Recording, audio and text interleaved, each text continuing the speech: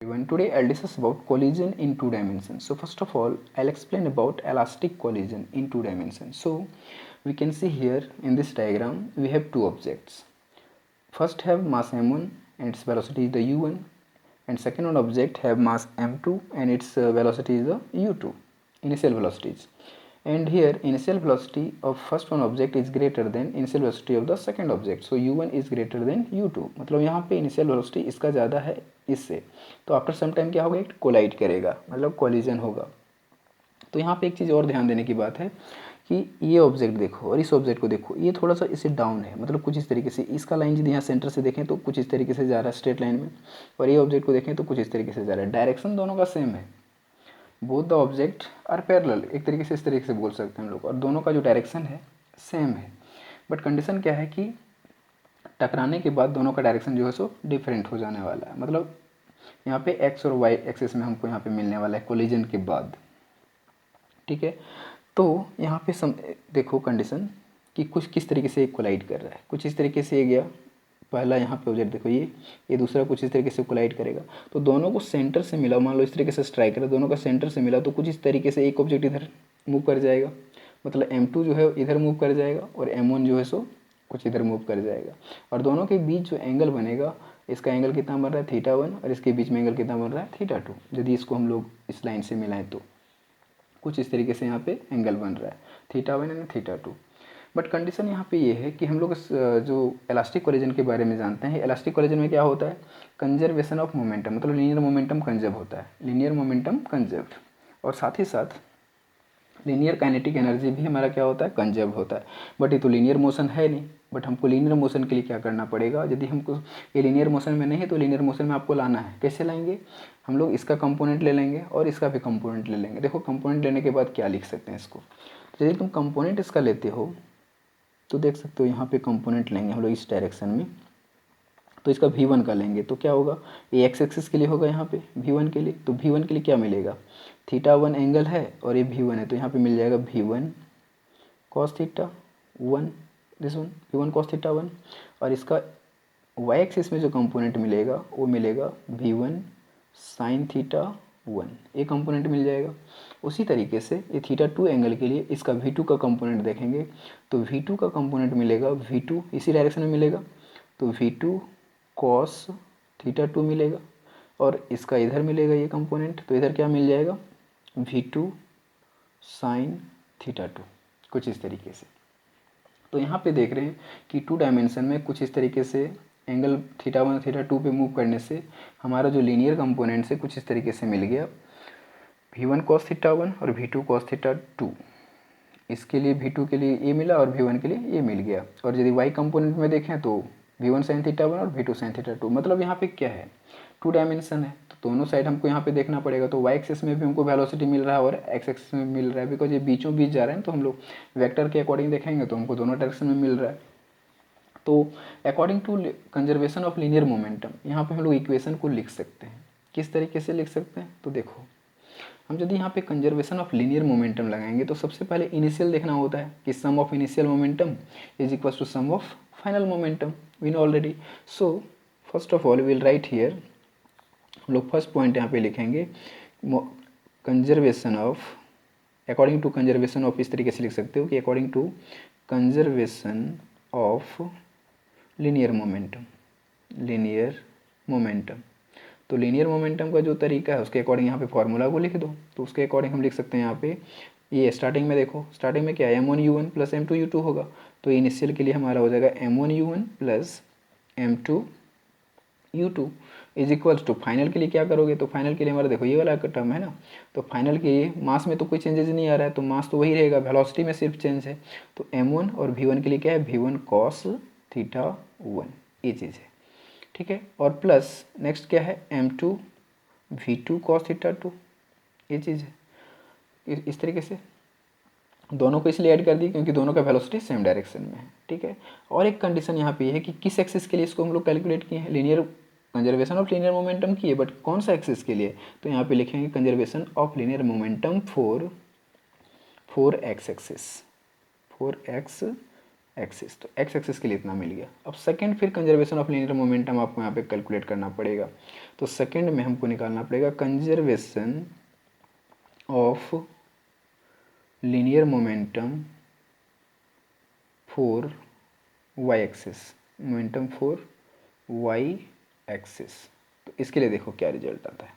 तो Y axis के लिए क्या होगा, तो वाई एक्सिस में देख सकते हो कि इनिशियल वेलोसिटी है क्या मेरे पास, इनिशियल वाई में है, वाई में तो मेरा इनिशियल वेलोसिटी क्या है, जीरो है। तो यदि जीरो है तो यहाँ पे इनिशियल मोमेंटम को क्या मिलेगा, जीरो मिलेगा, बिकॉज ये तो इधर मूव कर रहा है ना, एक्स एक्सिस में मूव कर रहा है, वाई एक्सिस में तो नहीं मूव कर रहा। तो वाई एक्सिस में जो इनिशियल वेलोसिटी हमको मिलेगा वो क्या मिलेगा, जीरो मिलेगा। तो हम लोग यहाँ पे लिखेंगे for initial velocity of the Y axis we can write here m1 u1 जो है m1 u1 plus m2 u2 उसके बराबर क्या होगा, जीरो होगा, क्योंकि sum of initial momentum will be zero for Y axis is equals to Y axis के लिए देखना है तो वाई एक्सिस के लिए देख लो क्या चीज़ है हमारा, वाई एक्सिस के लिए जो है तुम्हारा इसके लिए क्या है v1 sin थीटा 1, मतलब m1 v1 sin थीटा 1 होगा। तो यहाँ पे लिखते हैं इन फर्स्ट वाला m1 v1 sin थीटा 1, ये हो गया पहला, पॉजिटिव में है क्योंकि फर्स्ट वाला इधर वाला लिए देखो अप साइड का तो पॉजिटिव, अब इधर वाला क्या होगा डाउन साइड माइनस होगा। तो कुछ इस तरीके से तुम चाहो तो प्लस फिर माइनस लिखो, तो डायरेक्ट हम लोग प्लस माइनस क्या होगा माइनस होगा, डायरेक्ट लिख देते हैं।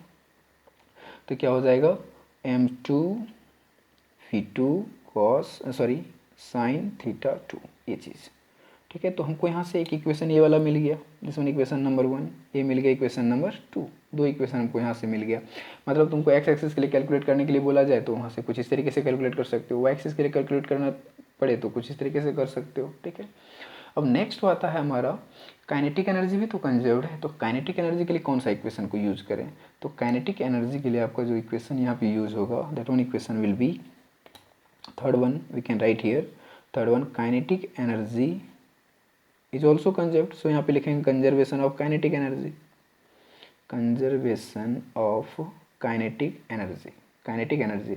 अब कंडीशन यहाँ पे ये है कि अब एक्स एक्सिस के लिए और वाई एक्सिस के लिए क्या इसमें लिखना ज़रूरी है, तो नहीं ज़रूरी है। यहाँ पे सीधा लिखोगे काइनेटिक एनर्जी, इसलिए ज़रूरी नहीं है यहाँ पे एक्स और वाई एक्सिस में लिखने का, क्योंकि हम लोग जानते हैं कि एनर्जी कैसा क्वांटिटी है, energy is the scalar quantity, we know energy is the scalar quantity, is the scalar quantity, okay, so no need of the components, scalar quantity इसलिए यहाँ पे no need of the component, इसका component यहाँ पे लेने की कोई ज़रूरत नहीं, no need of the component, component मतलब इसमें कंपोनेंट लेने की कोई ज़रूरत ही नहीं है हमको, क्योंकि ये स्केलर क्वांटिटी है। तो ऐसे कंडीशन में हम लोग यहाँ पे डायरेक्ट एनर्जी को किस फॉर्म में लिखेंगे, क्योंकि देखो जो हमको फाइनल वेलोसिटी मिलेगा ना, तो फाइनल वेलोसिटी को v1 पूरा हम लोग मान लेंगे, v2 को v2 ही मान लेंगे, कोई जरूरी नहीं कंपोनेंट इसमें लेने का, क्योंकि काइनेटिक एनर्जी हमारा क्या है, काइनेटिक एनर्जी स्केलर क्वांटिटी है। तो यहाँ पे डायरेक्ट लिख देते हैं इसका हम लोग फॉर्मूला कुछ इस तरीके से 1/2 m1 u1 square this one plus 1/2 m2 u2 square is equals to what, is equals to 1/2 m1 v1 square plus 1/2 m2 v2 square. तो ये तुम्हारा यहाँ से इक्वेशन मिल जाएगा दिस वन, ठीक है। तो ये हमारा इक्वेशन नंबर हो गया थर्ड। अब तीन इक्वेशन आपके पास यहाँ पे है। अब तीन इक्वेशन आपको क्या करना है, यदि आपको कोई भी वैल्यू कैलकुलेट करना है तो थीटा 1 कैलकुलेट करना है या फिर थीटा 2 कैलकुलेट करना है, ठीक है, या तो किसी का मास कैलकुलेट करना है या तो फिर किसी का वेलोसिटी कैलकुलेट करना है। तो इस तीनों इक्वेशन को चाहे फर्स्ट और थर्ड को यूज करो, चाहे सेकेंड और फर्स्ट को यूज़ करो या तो फिर सेकेंड और थर्ड को यूज़ करो, किसी भी तरीके से यूज़ करोगे तो आपको फाइनली टोटल थ्री वैल्यूज आप ले सकते हो। यहाँ से थ्री अननोन वैल्यूज को आप कैलकुलेट कर सकते हो। तीन इक्वेशन मतलब थ्री वैल्यूज को आप थ्री अननोन वैल्यूज को कैलकुलेट कर सकते हो, उससे ज़्यादा वैल्यूज को कैलकुलेट आप नहीं कर सकते हो।